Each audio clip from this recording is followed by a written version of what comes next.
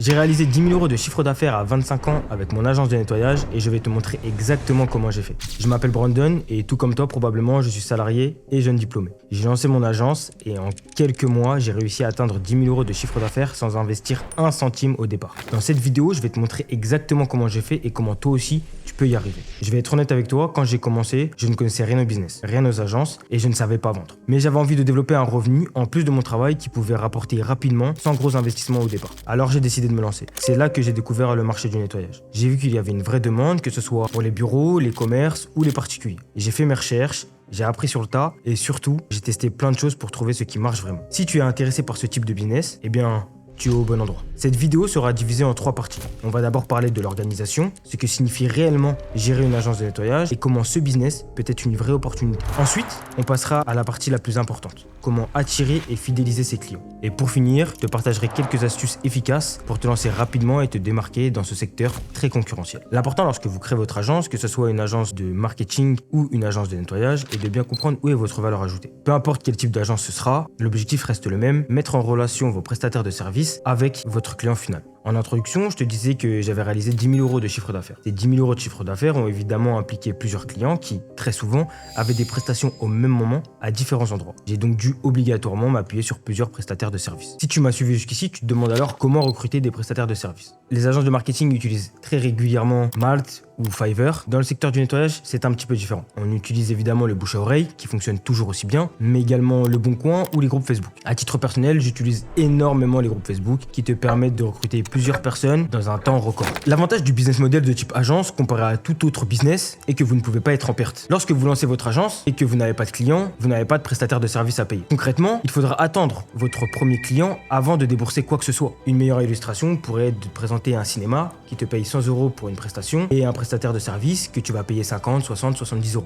À ce moment-là, il faudra effectivement le payer. Mais tant que tu n'as pas le cinéma, tu n'as pas de prestataire de service. C'est le gros avantage de ce type de business model, comparé à de l'e-commerce par exemple, où il te faudra payer des ads ou Shopify tout simplement. Passons maintenant à ce qui nous intéresse vraiment, la partie commerciale. Comment obtenir ses premiers clients, où les trouver et surtout comment les fidéliser pour avoir un business stable et rentable. Au début, je te conseille de te concentrer sur une niche spécifique. Pourquoi ? Parce qu'en travaillant avec le même type d'entreprise, tu vas mieux comprendre leurs besoins et proposer un service ultra adapté. Si tu choisis les salles de sport, tu apprendras vite les habitudes des adhérents, les moments où il faut intensifier le nettoyage et les produits adaptés pour chaque surface. Résultat, tu seras plus efficace, tu anticiperas les attentes des clients et surtout, tu te positionneras comme un expert du secteur. L'expertise sectorielle sera réellement la clé de ta réussite. Elle te permet de prouver à tes prospects que tu connais leur métier et que tu es plus qu'un simple prestataire de nettoyage lambda. Il n'y a pas de secret, trouve tes clients en les appelant, tu peux aussi te déplacer pour parler directement avec les gérants. Je sais que ça sera intimidant au début, mais c'est comme ça que tu vas te démarquer des autres agences qui, elles, resteront passives et attendront que les clients viennent à elles. Dès la première impression, tu vas devoir paraître pro. Donc évidemment, ça passera par une tenue correcte, un discours clair et un dossier bien préparé pour montrer que tu maîtrises ton sujet. Je te rappelle qu'il y a encore quelques mois, je ne savais même pas ce que c'était d'avoir une agence et pourtant, dès le premier mois, j'ai obtenu mon premier contrat. Je ne suis pas si différent et je me prétends pas meilleur que quelqu'un d'autre. La clé sera de persévérer et d'apprendre à vendre ton produit. Garde en tête qu'il est beaucoup plus facile de proposer un service de nettoyage à une entreprise qu'un service de marketing par exemple. Car le gérant voit une prestation qu'il pourra juger de manière instantanée et de façon très simple. Ici, on ne va pas parler de référencement naturel, de ROI ou de tout autre terme compliqué. Un gérant d'entreprise voit tout de suite l'intérêt, il sait qu'un local propre est indispensable. Maintenant que tu sais gérer ton agence et trouver des clients, je vais te partager quelques astuces qui vont te faire gagner du temps et t'aider à te lancer plus vite. Ce sont des petits détails mais qui pourront sur le long terme faire une énorme différence et te permettre de te démarquer face à la concurrence. Alors prends des notes parce que ces conseils peuvent vraiment accélérer ta réussite. Pour tes débuts, je te conseillerais vivement de te renseigner. Il sera important de comprendre ce que tu proposes aux clients et quel type d'offre tu veux construire. Sur ce secteur, on associe parfois le nettoyage au lavage. On peut parler ici de lavage de vitres mais aussi de linge. Certains de tes clients peuvent avoir besoin de traiter des tenues professionnelles ou des torchons si on prend l'exemple d'un restaurant. Pense donc à avoir un prestataire de service qui sera spécialisé sur ce type de lavage. Si tu ne maîtrises pas cette subtilité, tu vas perdre des opportunités sans même te rendre compte. Lance-toi à la conquête de tes clients seulement lorsque tu as pleinement identifié ton offre. Lorsque tu auras compris ton marché, tu vas pouvoir formuler tes prix et donc te positionner en tant qu'expert sur cette niche. On ne facturera pas de la même façon un cabinet médical qu'un local commercial. Personnellement, j'ai réussi à multiplier mes clients qu'une fois après avoir compris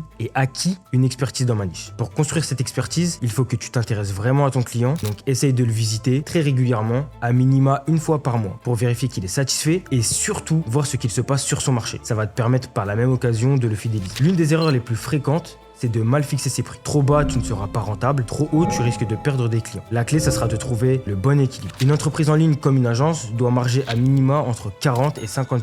Ce n'est pas trop cher si la mise en relation est faite correctement et que tu peux assurer un travail de qualité au quotidien. Enfin, j'ai entendu plusieurs fois des gens me dire que ce secteur était bouché, que ce n'était pas possible de générer du chiffre d'affaires. Sache que c'est complètement faux. Il y a beaucoup d'acteurs qui font du travail au black, c'est une réalité, mais si vous construisez une relation avec votre client, que vous lui démontrez une qualité de travail et de suivi, il sera moins regardant en ce qui concerne le prix. Affine ton offre et continue d'aller chercher tes clients. C'est comme ça que tu obtiendras des résultats. Je n'aurai pas assez de temps en une seule vidéo pour t'expliquer l'ensemble de ce business qui, à titre personnel, me passionne. L'objectif de cette chaîne sera de te montrer au fur et à mesure mon parcours pour que tu puisses t'en inspirer si nécessaire et copier ce qui te semble le mieux pour toi. On arrive donc à la fin de cette vidéo, j'espère que ça aura été pertinent pour toi. J'ai vraiment aimé l'enregistrer en tout cas. J'ai essayé de faire quelque chose d'assez qualitatif. Donc si ça t'a plu, n'hésite pas à me le faire savoir en t'abonnant. Tu peux aussi liker et commenter si tu as une question. N'hésite surtout pas à m'envoyer un mail que tu trouveras dans la description.